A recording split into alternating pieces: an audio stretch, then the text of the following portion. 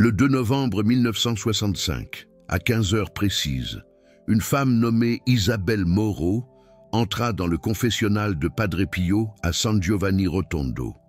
Elle portait une liste, une longue liste, avec 100 noms de membres de sa famille décédés. Padre Pio la regarda, ferma les yeux pendant 3 secondes, et lorsqu'il les rouvrit, des larmes coulaient sur ses joues. Il prononça alors une seule phrase, une phrase qui allait changer sa vie à jamais. « Isabelle, vous n'êtes pas venue libérer 100 âmes. Vous êtes venue vous assurer 100 intercesseurs éternels au ciel. Et le ciel n'oublie jamais une dette de gratitude. Dans les prochaines minutes, vous allez découvrir ce qui s'est passé durant les 48 heures suivantes. Pourquoi le Vatican a enquêté sur cette affaire pendant 3 ans et le protocole exact que Padre Pio a révélé pour le jour le plus puissant de l'année chrétienne, la Toussaint et le jour des défunts. Ce n'est pas simplement une vidéo sur la tradition catholique, c'est une histoire sur la porte spirituelle qui s'ouvre une fois par an pendant exactement 24 heures entre le monde des vivants et le purgatoire. Et si vous apprenez ce que Padre Pio a enseigné ce 2 novembre 1965, vous pouvez transformer la douleur de la perte en une armée invisible d'intercesseurs qui travailleront en votre faveur jusqu'à la fin de votre vie. Mais il y a un détail que presque personne ne connaît et qui change complètement la signification spirituelle de cette journée. Avez-vous déjà eu l'impression de lutter seul dans la vie, que les grâces que vous demandez semblent ne jamais arriver, que vous priez, faites des neuvaines, allez à la messe, mais qu'il manque toujours quelque chose? Padre Pio avait une réponse à cela. Il disait que la plupart des catholiques ignorent le pouvoir de l'intercession des morts. Nous prions pour les saints, qui sont déjà au ciel, mais nous oublions les âmes du purgatoire, qui attendent désespérément une prière, un sacrifice.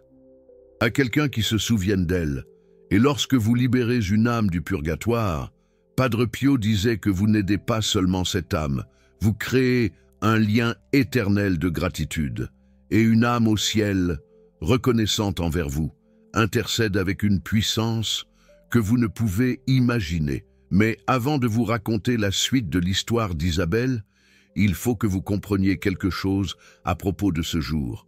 Le 2 novembre n'est pas une date choisie au hasard par l'Église. C'est le lendemain de la Toussaint, le lendemain de la célébration de ceux qui ont déjà atteint la gloire éternelle. Et il y a une raison théologique profonde à cela. Le 1er novembre, nous célébrons la victoire. Le 2 novembre, nous tendons la main à ceux qui luttent encore. C'est comme si l'Église disait « Hier, nous avons vu où nous voulons arriver.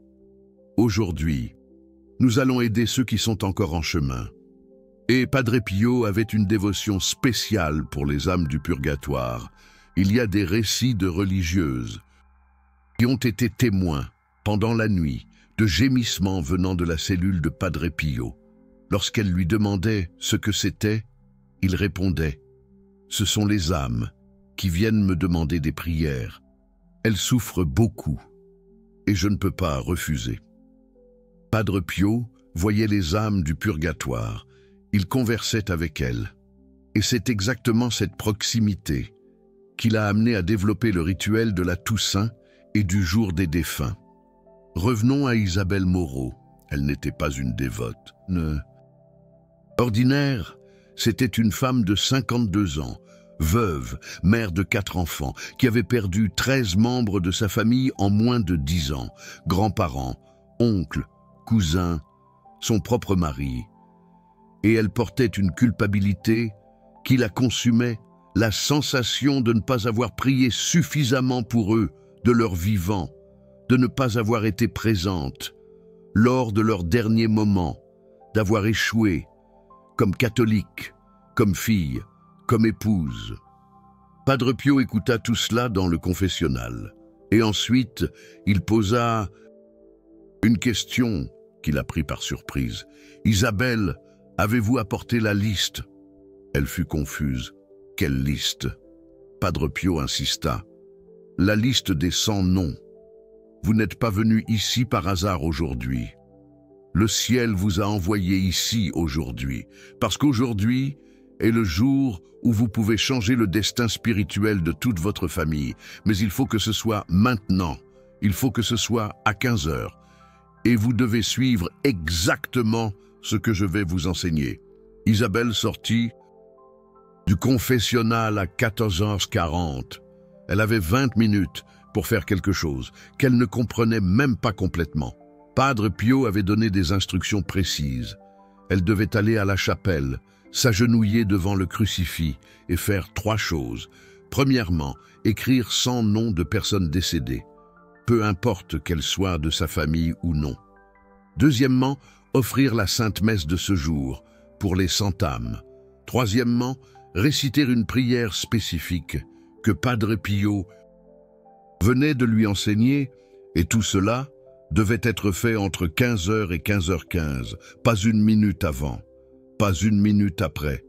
Pourquoi 15h? Parce que c'est l'heure de la mort du Christ sur la croix, c'est l'heure de la divine miséricorde, c'est l'heure où le ciel est le plus proche de la terre. Et Padre Pio savait que le jour des morts, cette proximité s'intensifiait d'une manière qui ne se produisait qu'une fois par an. C'était comme si, pendant ces 15 minutes, la porte du purgatoire restait entr'ouverte et que les prières avaient un pouvoir multiplié. Isabelle fit tout, exactement comme Padre Pio le lui avait demandé. Elle écrivit les noms, avec la main tremblante, beaucoup. Elle ne s'en souvenait même plus très bien. Elle inscrivit des noms de grands-parents qu'elle n'avait vus qu'en photo, d'arrière-grands-parents, qu'elle ne connaissait que par des histoires, d'oncles éloignés, de cousins, avec qui elle avait à peine vécu. Et en arrivant au nom numéro 87, elle s'arrêta. Elle ne parvenait plus à se souvenir de personne. Elle regarda sa montre, 15h12, 3 minutes restantes, et c'est à ce moment que quelque chose d'extraordinaire se produisit. Elle commença à sentir un parfum de rose, intense, inconfondable, le parfum qui accompagnait toujours la présence de Padre Pio. Mais Padre Pio était dans le confessionnal, de l'autre côté de l'église. Et alors, elle entendit, pas avec ses oreilles, mais avec quelque chose en elle, une voix qui disait des noms, un après l'autre, 13 noms qu'elle n'avait jamais entendus de sa vie. Et elle écrivit, sans questionner, sans comprendre. Elle écrivit, simplement. Quand elle eut terminé, il était exactement 15h15. Elle regarda la liste, 100 noms, et elle n'avait aucune idée de qui étaient ces 13 derniers. Elle sortit de la chapelle, alla directement au confessionnal de Padre Pio et demanda « Padre, qui sont ces personnes, ces derniers noms ?» Padre Pio sourit. Ce sourire que ceux qui le connaissaient savaient qu'il signifiait que quelque chose de surnaturel s'était produit, et il dit « Isabelle, ce sont les âmes qui avaient le plus besoin de votre prière aujourd'hui, des âmes oubliées, des âmes qui n'ont personne au monde pour prier pour elles, et le ciel vous a choisi pour être leur pont. » Isabelle rentra chez elle ce jour-là, avec une sensation étrange. Ce n'était pas la paix, ce n'était pas la joie, c'était comme si quelque chose avait changé, dans l'air autour d'elle, comme si elle était observée, mais d'une bonne manière. Protectrice, elle dormit cette nuit-là et fit un rêve. Dans le rêve, elle était dans une immense salle, pleine de lumière, et il y avait des personnes, beaucoup de personnes, des visages qu'elle reconnaissait sur les photos de famille, des visages qu'elle n'avait jamais vus, et tous la regardaient avec gratitude. L'un d'eux, un homme âgé, à la barbe blanche, s'approcha et dit « Isabelle, vous ne savez pas ce que vous avez fait. Et pour nous, maintenant, nous allons le faire pour vous. » Et alors, il pointa du doigt derrière elle, et elle vit quelque chose qui la fit se réveiller en sueur, une lumière si intense qu'elle ne parvenait pas à la regarder directement. Et du milieu de cette lumière, une voix qu'elle ne parvenait pas à identifier prononça un seul mot. « 100 ». Le lendemain, le 3 novembre, les signes commencèrent à apparaître. Le premier fut une lettre. Une lettre qui avait été envoyée 3 semaines auparavant, mais qui s'était perdue dans les méandres de la poste. Elle provenait d'un avocat. Elle l'informait qu'un oncle éloigné d'Isabelle Moreau, qu'elle connaissait à peine, était décédé et lui avait légué une petite somme d'argent. Ce n'était pas une fortune, mais c'était exactement la somme dont elle avait besoin pour rembourser une dette qui l'étouffait. Elle fut stupéfaite. Mais elle pensa que c'était une simple coïncidence. Le deuxième signe se manifesta le 4 novembre. Le fils aîné d'Isabelle, qui était sans emploi depuis 8 longs mois, reçut un appel pour un poste auquel il ne se souvenait même plus avoir postulé. On lui demanda de commencer dès le lundi suivant. Elle remercia Dieu, mais elle continua à croire que c'était juste un coup de chance. Le troisième signe, celui-là, la bouleversa complètement. Le 5 novembre, elle reçut la visite d'une voisine qu'elle connaissait à peine. Cette femme frappa à la porte, entra et dit « Isabelle, je ne sais pas pourquoi je suis ici. J'ai fait un rêve cette nuit. Dans ce rêve, une vieille dame m'a dit de venir vous voir et de vous donner ceci. » Et elle tendit à Isabelle un vieux chapelet, en bois. La femme dans mon rêve a dit que ce chapelet appartenait à votre grand-mère et que vous en auriez besoin. Isabelle prit le chapelet, le regarda et commença à pleurer, parce que c'était la vérité, c'était le chapelet de sa grand-mère, perdu depuis 20 ans, et le nom de sa grand-mère figurait sur la liste, le nom numéro 14. Isabelle retourna en courant à San Giovanni Rotondo.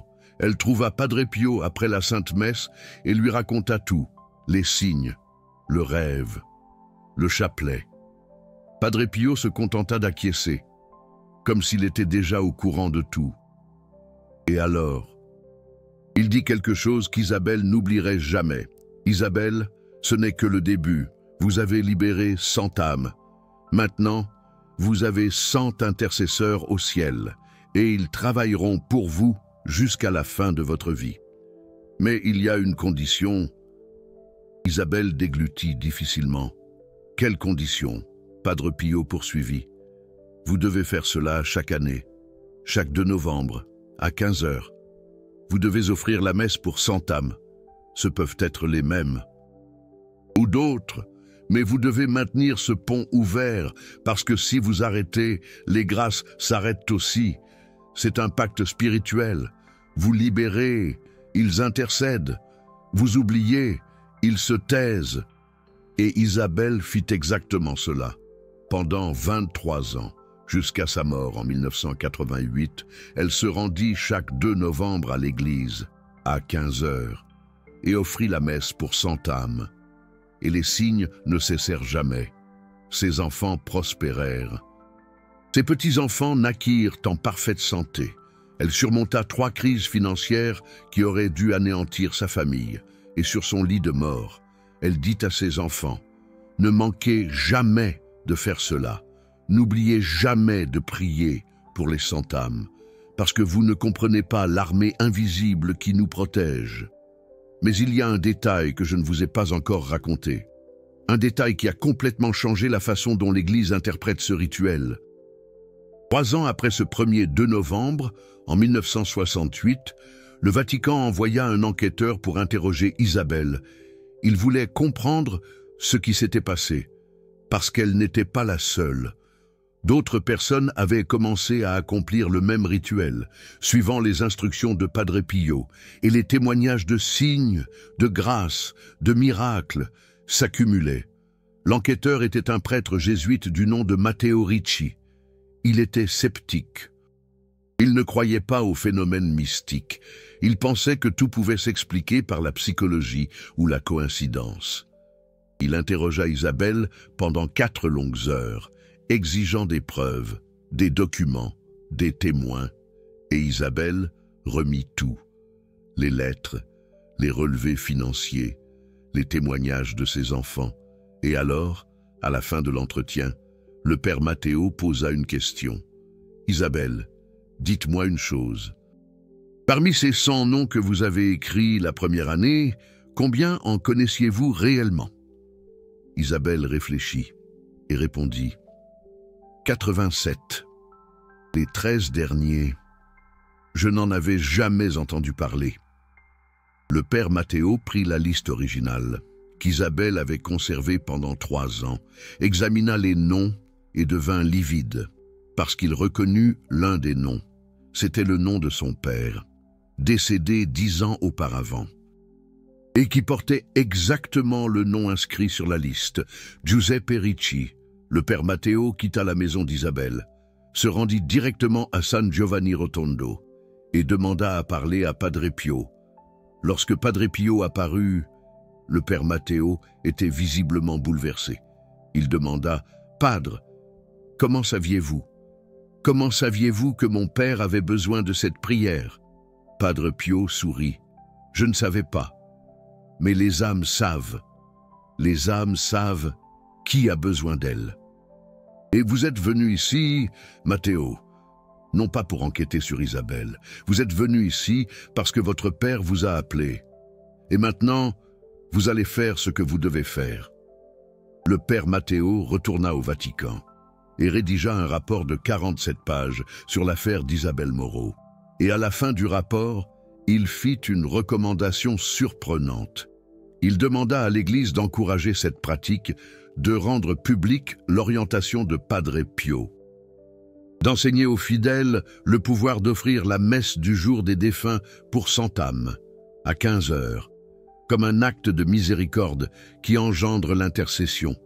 Mais le Vatican ne publia pas le rapport, pas parce qu'il en doutait, mais parce qu'il estimait que c'était dangereux, parce qu'il y avait le risque que les gens comprennent mal, qu'ils pensent que c'était une formule magique, qu'ils transforment un acte de charité spirituelle en superstition. Et alors, le rapport fut classé, gardé dans les archives secrètes du Vatican pendant 40 ans, jusqu'à ce qu'en 2008, un historien du nom d'Antonio Ferrara obtienne l'accès aux documents et révèle cette histoire au grand jour. Et depuis lors, des milliers de catholiques à travers le monde ont accompli ce rituel. Chaque 2 novembre, à 15 heures, ils se rendent à l'église, offrent la messe pour 100 âmes et prient. Et les témoignages continuent d'affluer. Témoignages de grâce reçue, de portes qui s'ouvrent, de problèmes qui se résolvent de manière inexplicable, de protections qui ne devraient pas exister. Et la question qui demeure est, pourquoi cela fonctionne-t-il? La réponse réside dans la théologie catholique du purgatoire. Le purgatoire n'est pas un lieu de punition éternelle. C'est un lieu de purification. C'est là que les âmes qui sont mortes en état de grâce, mais encore avec des imperfections, sont purifiées avant d'entrer au ciel, et ces âmes ne peuvent rien faire par elles-mêmes. Elles dépendent complètement des prières des vivants. Ce sont nos prières, nos messes, nos sacrifices qui accélèrent leur purification. Et lorsqu'une âme quitte le purgatoire et entre au ciel, elle n'oublie jamais ceux qui l'ont aidée. Elle devient un intercesseur puissant, parce que maintenant, elle est en présence de Dieu. Maintenant, elle a un accès direct au trône de la grâce. Et sa gratitude est éternelle. C'est comme si vous aviez sauvé quelqu'un d'une prison injuste. Cette personne n'oubliera jamais et fera tout ce qui est en son pouvoir pour vous rendre la pareille. Et quand vous libérez, non pas une, mais 100 âmes, vous créez une armée d'intercesseurs, 100 voix au ciel qui prient pour vous, 100 âmes reconnaissantes, priant Dieu de te protéger, de te bénir, de te guider. Et Padre Pio disait qu'il n'y a pas de prière plus puissante que la prière d'une âme au ciel qui te doit sa libération. Mais, et si tu ne connais pas 100 personnes décédées? Et si tu n'as pas cette liste? Padre Pio avait une réponse à cela. Il disait, « Il n'est pas nécessaire que ce soit de ta famille. Cela peut être n'importe quelle âme, les âmes oubliées, les âmes sans personne pour prier pour elles. Ce sont celles qui en ont le plus besoin. Et ce sont celles qui te remercieront le plus, parce qu'il existe des millions d'âmes au purgatoire, qui n'ont personne, des personnes qui sont mortes seules, qui n'ont pas laissé de famille, qui ont été oubliées par le monde. Et ces âmes attendent désespérément une prière. Et quand tu offres ta prière pour ces âmes oubliées, tu deviens leur seul lien avec le ciel. Tu deviens leur seul espoir. Et leur gratitude est proportionnelle à leur désespoir. Padre Pio racontait l'histoire d'une religieuse qui priait tous les jours pour les âmes oubliées, et elle avait des visions constantes d'âmes qui venaient la remercier. Des âmes qui disaient que personne au monde n'avait prié pour elle depuis des décennies, et que cette unique prière avait été la clé de leur libération. Mais il y a quelque chose d'encore plus profond à propos du nombre 100. Ce n'est pas un nombre choisi au hasard. Dans la théologie catholique, le nombre 100 représente la plénitude. C'est le nombre de la totalité. Quand Jésus raconte la parabole de la brebis perdue, il parle d'un troupeau de 100 brebis. Quand il raconte la parabole des pièces perdues, ce sont 100 pièces. Le nombre 100 représente le complet, ce qui est rempli, ce à quoi il ne manque rien. Et Padre Pio le savait. Quand tu offres une prière pour 100 âmes, tu ne libères pas seulement un nombre quelconque d'âmes. Tu déclares au ciel que tu veux la plénitude de l'intercession, que tu veux un troupeau complet d'intercesseurs, que tu veux la totalité de la protection spirituelle. C'est comme si tu disais « Je ne veux pas seulement quelques grâces, je veux la plénitude des grâces ». Et le ciel répond dans la même mesure. Padre Pio a expliqué cela une fois à un groupe de pèlerins en 1964. Il a dit « Quand tu pries pour une âme, tu reçois une grâce. Quand tu pries pour 10 âmes, tu reçois 10 grâces. Mais quand tu pries pour 100 âmes, le jour J, à l'heure H, tu ne reçois pas 100 grâces. Tu reçois la plénitude. Tu reçois tout ce que Dieu veut te donner. Parce que tu as démontré que tu as compris la valeur totale de la communion des saints. Et l'expression sur son visage, selon les témoignages, était celle de quelqu'un qui révélait un secret qui changerait des vies. Et cela a changé. Parce que les personnes qui étaient présentes ce jour-là ont commencé à faire le rituel, et les récits qui sont venus ensuite ont été impressionnants. L'un d'eux fut le cas de Laurent Dubois, un homme de Lyon, qui était au bord de la faillite en 1966. Il avait une entreprise familiale qui était sur le point de fermer. Il devait à des banques, à des fournisseurs, à des employés, et dans le désespoir. Il s'est souvenu des paroles de Padre Pio sur la Toussaint et le jour des défunts, le 2 novembre 1966, à 15 h. Il est allé à la Sainte Messe, l'a offerte pour les 100 âmes, et a fait la prière. Il ne s'attendait à rien d'immédiat, mais le 7 novembre, 5 jours plus tard, il a reçu un appel. C'était d'un ancien client qui lui devait de l'argent depuis 3 ans. Une somme que Laurent avait déjà considérée comme perdue. Le client a dit qu'il venait de recevoir un héritage inattendu et que la première chose qu'il voulait faire était de payer sa dette. La somme couvrait exactement 40% des dettes de Laurent. Le 10 novembre, un autre appel. Un fournisseur offrant un délai de paiement étendu, sans intérêt, quelque chose qui ne s'était jamais produit auparavant. Le 15 novembre, une banque a accepté de renégocier la dette, avec des conditions que Laurent pensait impossibles. Et le 23 novembre, exactement 21 jours après le rituel, un investisseur que Laurent ne connaissait même pas est apparu, offrant d'acheter 30% de l'entreprise pour une somme qui sauvait tout. Laurent est allé à San Giovanni Rotondo en décembre 1966. A rencontré Padre Pio, a tout raconté et a demandé « Padre, comment est-ce possible? Comment 100 âmes que je ne connais même pas ont-elles pu changer ma vie ainsi ?» Padre Pio a répondu, « Laurent, tu n'as pas encore compris.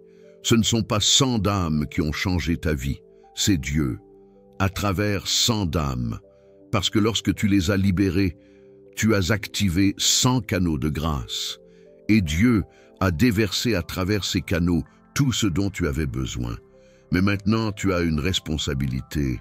Chaque année, le 2 novembre, 15 heures. N'oublie pas, parce que si tu oublies, les canaux se ferment. » Et Laurent n'a jamais oublié, jusqu'à sa mort en 2003. Il a fait le rituel tous les ans, et son entreprise n'a pas seulement survécu, elle a prospéré. Elle est devenue l'une des plus grandes du secteur en France. Et Laurent disait toujours que le secret n'était pas une stratégie commerciale. C'était l'armée invisible de 100 âmes qui travaillait pour lui au ciel. Un autre cas impressionnant fut celui de Sophie Leclerc, une mère de Marseille, dont le fils était accro à l'héroïne en 1972. Il avait 19 ans et était perdu. Il avait abandonné l'école, volé à la maison, disparu pendant des semaines. Sophie était désespérée, elle avait tout essayé. L'hospitalisation, la thérapie, les prières, les neuvaines. Rien ne fonctionnait. Et puis une amie à elle lui a parlé de Padre Pio et du rituel des 100 d'âmes. Sophie est allée à la Sainte-Messe le 2 novembre 1972, à 15 heures, et l'a offerte pour les 100 d'âmes. Mais elle a fait quelque chose de différent. Elle a demandé spécifiquement pour les âmes de jeunes qui étaient morts d'une overdose, des âmes qui connaissaient la souffrance de la dépendance, des âmes qui comprendraient la douleur de son fils. Et elle a pleuré. Elle a pleuré comme elle n'avait jamais pleuré, parce qu'elle sentait qu'elle remettait son fils entre les mains de ces âmes. Le 5 novembre, 3 jours plus tard, le fils de Sophie est apparu à la maison. Il était maigre, sale, tremblant. Mais il a dit quelque chose qui l'a choqué. « Maman, j'ai fait un rêve. Dans le rêve, il y avait des gens qui m'appelaient, beaucoup de gens. Et ils disaient que tu avais prié pour moi et que je devais revenir, que je devais accepter de l'aide. Maman, je veux arrêter, je veux vivre. » Sophie a fait hospitaliser son fils le jour même. Et cette fois, contrairement à toutes les autres tentatives, cela a fonctionné. Son fils a terminé le traitement, est sorti propre et n'est jamais retourné à la drogue. Aujourd'hui, il a 70 ans, est grand-père, et chaque fois qu'il raconte l'histoire, il dit la même chose. « Je n'ai pas arrêté pour moi. J'ai arrêté parce qu'il y avait des gens au ciel qui tiraient pour moi, des gens que ma mère avait libérés, et je sentais cette force. Chaque fois que je voulais abandonner, je sentais une force me retenir. Ce ne sont là que 2 cas parmi des milliers. » Parce que le rituel de Padre Pio s'est répandu de bouche à oreille, de famille en famille, et les témoignages continuent d'arriver jusqu'à aujourd'hui. De personnes qui offrent la Sainte Messe pour les 100 âmes tous les 2 novembre à 15 heures et voient leur vie changer de façons inexpliquées. Maintenant, avant de t'enseigner exactement comment faire ce rituel, je dois te demander quelque chose. Tu viens de découvrir une vérité que la plupart des catholiques ignorent, une vérité que le Vatican a gardée sous silence pendant des décennies. Une vérité qui peut changer complètement votre vie spirituelle et matérielle. Et ce type de contenu, ces révélations sur Padre Pio, qui devraient résonner dans chaque église, mais qui n'y sont pas, dépendent de votre soutien pour continuer à toucher les gens. Le bouton « Super Thanks » juste en bas n'est pas seulement un bouton de remerciement. C'est vous qui dites que ces vérités doivent continuer à être mises au jour et partagées. C'est vous qui devenez partie intégrante de cette mission, celle de révéler les enseignements oubliés de Padre Pio. Chaque contribution, peu importe son montant, est une déclaration que vous croyez que les âmes ont besoin de le savoir. Et Padre Pio disait toujours « Celui qui répand la vérité divine ne manque jamais de protection. » Alors si cette vidéo vous a touché, si cette révélation a changé quelque chose en vous, Cliquez sur le petit cœur doré et rejoignez-nous dans cette mission, parce que ces âmes que vous allez libérer, elles intercéderont pour vous aussi. Maintenant, venons-en au fait. Comment accomplissez-vous ce rituel aujourd'hui? Comment offrez-vous la Sainte Messe pour 100 âmes le 2 novembre à 15 heures? Padre Pio a laissé un protocole très clair, mais simple. Vous n'avez pas besoin d'objets sacrés compliqués. Vous n'avez pas besoin de prières en latin. Vous n'avez pas besoin de l'approbation d'un prêtre. Vous pouvez le faire seul, mais vous devez suivre les étapes exactement comme Padre Pio l'a enseigné. Première étape, préparez-vous spirituellement. La veille, le 1er novembre, qui est le jour de la Toussaint, allez vous confesser si possible. Si ce n'est pas possible, faites un examen de conscience profond le soir. Demandez pardon pour tous les péchés dont vous vous souvenez, parce que vous ne pouvez pas libérer des âmes si vous êtes vous-même spirituellement emprisonné. C'est comme essayer de sortir quelqu'un d'un trou quand vous êtes vous-même dans le trou. Vous devez être en état de grâce, ou le plus proche possible de cet état. Deuxième étape, préparez la liste. Le 1er novembre, le soir, asseyez-vous avec un papier et un stylo. Commencez à écrire les noms des personnes décédées. Cela peut être des membres de votre famille, grands-parents, arrière-grands-parents, oncles, tantes, cousins, cousines, parents, frères, sœurs, amis qui sont déjà partis. Écrivez tous ceux dont vous vous souvenez. Et quand vous pensez qu'il n'y a plus personne, faites comme Isabelle Moreau, priez et demandez au Saint-Esprit de vous montrer les noms des âmes oubliées. Et écrivez. Même si vous ne connaissez pas, même si vous n'en avez jamais entendu parler. Si le nom vous vient à l'esprit, écrivez-le, parce que cela peut être une âme qui vous appelle. Et si vous n'arrivez pas à 100 noms, Padre Pio disait de compléter avec les âmes oubliées du purgatoire. Vous écrivez simplement « âme oubliée numéro 1 »,« âme oubliée numéro 2 », et ainsi de suite jusqu'à ce que vous atteigniez 100, parce que ces âmes existent, des millions d'entre elles, et elles vous attendent. Troisième étape, allez à la messe le 2 novembre. Si possible, allez à la Sainte Messe de 15 heures. Beaucoup d'églises ont une messe à 7 heures le jour des défunts. Si ce n'est pas le cas, allez à la messe la plus proche de 15 heures que vous pouvez. L'important est que, pendant la Sainte Messe, vous fassiez l'offrande. Au moment de la consécration, lorsque le prêtre lève l'hostie, vous dites mentalement « Seigneur, j'offre cette Sainte Messe pour les 100 âmes de cette liste. » Que le sacrifice du Christ sur la croix leur soit appliqué, qu'elles soient purifiées et libérées pour la gloire éternelle. Et vous gardez la liste dans votre main, ou dans votre poche, ou dans votre sac. Vous apportez la liste physiquement avec vous. Quatrième étape, à 15 heures exactes, ou le plus proche possible de 7 heures le 2 novembre, vous faites la prière. Padre Pio a enseigné une prière spécifique, et c'est celle-ci.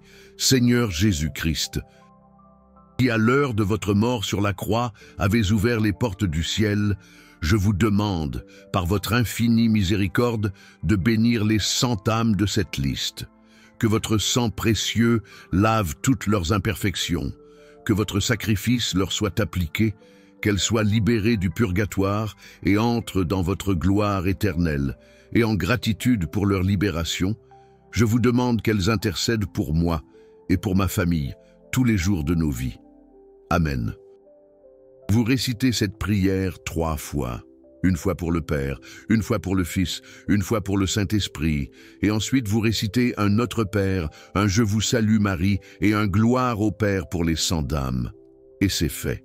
Le rituel est complètement terminé. 5e étape, gardez la liste. Ne la jetez pas. Gardez-la dans un endroit sûr. Parce que cette liste est un document spirituel. C'est le registre du pacte que vous avez fait avec ces 100 âmes. Et l'année suivante, vous pouvez utiliser la même liste ou en faire une nouvelle, mais ne jetez jamais la liste. Traitez-la avec respect, parce que ces noms représentent des âmes réelles qui ont maintenant un lien éternel avec vous. Et que se passe-t-il après? Que pouvez-vous attendre? Padre Pio disait que les signes commencent entre 3 et 21 jours après. Ce peuvent être des signes petits ou grands. Cela peut être une grâce que vous demandiez depuis longtemps et qui se résout soudainement. Cela peut être une protection que vous ne remarquez qu'après, quand vous regardez en arrière et voyez que vous avez été épargné de quelque chose de terrible. Cela peut être un changement intérieur, une paix que vous n'aviez pas avant, une sensation que vous n'êtes plus seul. Mais il y a 3 signes spécifiques qui sont très courants et que Padre Pio mentionnait toujours. Le premier est le signe du parfum de rose. Si vous sentez de nulle part un parfum de rose intense, sans qu'il y ait de rose à proximité, c'est un signe que les âmes ont été libérées et vous remercient. Le second est le signe des rêves. Si vous rêvez de personnes de votre liste ou de personnes que vous ne connaissez pas mais qui apparaissent pour vous remercier, c'est un signe de confirmation. Le troisième est le signe des portes qui s'ouvrent. Des situations qui étaient bloquées se résolvent soudainement. Des personnes qui étaient éloignées reviennent soudainement. Des opportunités qui semblaient impossibles apparaissent soudainement. Et il y a quelque chose d'important que Padre Pio avertissait toujours. Ne transformez pas cela en superstition. Ce n'est pas un rituel magique où vous faites et recevez automatiquement tout ce que vous voulez. C'est un acte de charité spirituelle. Vous faites quelque chose de bien pour les âmes, et Dieu, dans sa miséricorde, récompense cette charité avec des grâces. Mais les grâces viennent au temps de Dieu, pas à votre temps, et les grâces sont ce dont vous avez besoin, pas nécessairement ce que vous voulez. Faites confiance à la sagesse de Dieu. Et il y a une autre chose que Padre Pio soulignait beaucoup, c'est un engagement annuel. Ce n'est pas quelque chose que vous faites une fois et oubliez. C'est quelque chose que vous devez incorporer dans votre vie spirituelle. Chaque année, le 2 novembre, à 15 heures, vous renouvelez le pacte. Vous offrez la Sainte Messe à nouveau. Vous priez à nouveau. Parce que si vous faites cela chaque année, l'armée d'intercesseurs ne fait que croître et la protection sur votre vie devient de plus en plus forte. Isabelle Moreau a fait cela pendant 23 ans. Martin Dubois l'a fait pendant 37 ans. Sophie Leclerc continue de le faire jusqu'à aujourd'hui. Et tous vous diront la même chose. Ce rituel a complètement changé la trajectoire de leur vie. Non seulement dans les choses matérielles, mais dans les choses spirituelles, dans la paix intérieure, dans la certitude que vous n'êtes pas seul. Ayez confiance, vous avez une armée invisible qui œuvre pour vous au ciel. Et il y a quelque chose que Padre Pio a dit quelques mois avant de mourir, en avril 1968. Il parlait à un groupe de pèlerins au sujet de la Toussaint et du jour des défunts, et quelqu'un a demandé « Padre, mais pourquoi insistez-vous autant sur ce rituel des 100 dames? Pourquoi pas 50? Pourquoi pas 200 ?» Et Padre Pio a répondu avec une phrase qui, aujourd'hui encore, impressionne. Parce que 100 est le nombre que Dieu a choisi pour représenter la plénitude dans la Bible. Et quand vous démontrez à Dieu que vous avez compris ce symbolisme, que vous voulez la plénitude de sa grâce, il ne nie pas, il ne peut pas nier, parce que Dieu est fidèle. Et quand vous agissez avec plénitude de charité, il répond avec plénitude de grâce. Et c'est exactement cela. Ce rituel n'est pas une question de chiffres. Il s'agit de vous qui démontrez à Dieu que vous avez compris la valeur de la communion des saints, que vous avez compris qu'au ciel, personne n'est seul, que vous avez compris qu'aider une âme, c'est créer un allié éternel et que vous êtes disposé à faire votre part. Alors aujourd'hui, maintenant, vous avez un choix. Vous pouvez ignorer tout cela. Vous pouvez penser que c'est trop compliqué, que vous n'avez pas le temps, que vous ne croyez pas aux phénomènes mystiques. Et c'est très bien, chacun a son propre chemin. Mais si vous avez ressenti quelque chose en regardant cette vidéo, si quelque chose en vous a résonné avec cette histoire, si vous avez senti une volonté d'en faire partie, alors n'ignorez pas, notez dans votre agenda, 2 novembre, 15 heures. Préparez la liste. Allez à la Sainte Messe. Faites la prière. Et attendez. Attendez avec foi. Attendez avec confiance. Parce que les 100 dames vous attendent. Et quand vous les libérerez, elles ne vous oublieront jamais. Et une dernière chose. Padre Pio disait que la plus grande récompense de ce rituel, ce ne sont pas les grâces matérielles que vous recevez, ce n'est pas l'argent qui apparaît, l'emploi qui se présente, la relation qui se résout. La plus grande récompense est ce qui vous arrive spirituellement. C'est la transformation qui se produit en vous quand vous comprenez, vraiment comprenez, que vous n'êtes pas seul, que vous avez 100 voix au ciel qui prient pour vous, que vous avez 100 d'âmes reconnaissantes qui travaillent pour vous. Que vous faites partie de quelque chose de bien plus grand que vous-même, et cette certitude, cette paix, cette confiance n'ont pas de prix. C'est quelque chose qu'aucune circonstance de la vie ne peut vous enlever. Alors allez-y, faites la liste, offrez la Sainte Messe, libérez les 100 d'âmes, et ensuite revenez ici et racontez ce qui s'est passé, parce que les témoignages continuent d'arriver. Et chaque témoignage est une confirmation de plus que Padre Pio avait raison, que ce rituel fonctionne, que Dieu est fidèle et que la communion des saints est réelle. Maintenant, répondez-moi une chose dans les commentaires. Écrivez « Je libérerai 100 âmes » si vous allez faire ce rituel le prochain 2 novembre. Ou écrivez « Je l'ai déjà fait » si vous avez déjà fait ce rituel auparavant et que vous voulez partager ce qui s'est passé. Parce que je veux voir combien de personnes ici vont devenir des libérateurs d'âmes. Combien de personnes ici vont créer leur propre armée de 100 intercesseurs. Et si vous l'avez déjà fait et que vous avez eu des signes, des grâces, des miracles, racontez-le ici dans les commentaires. Parce que votre témoignage peut être la preuve dont quelqu'un a besoin pour avoir le courage de le faire aussi. Alors commentez maintenant. Je libérerai 100 âmes ou je l'ai déjà fait. Et si vous connaissez quelqu'un qui a besoin de savoir cela, quelqu'un qui traverse des difficultés, quelqu'un qui a besoin d'une intercession puissante, partagez cette vidéo, parce qu'il se peut que la personne ne le sache pas.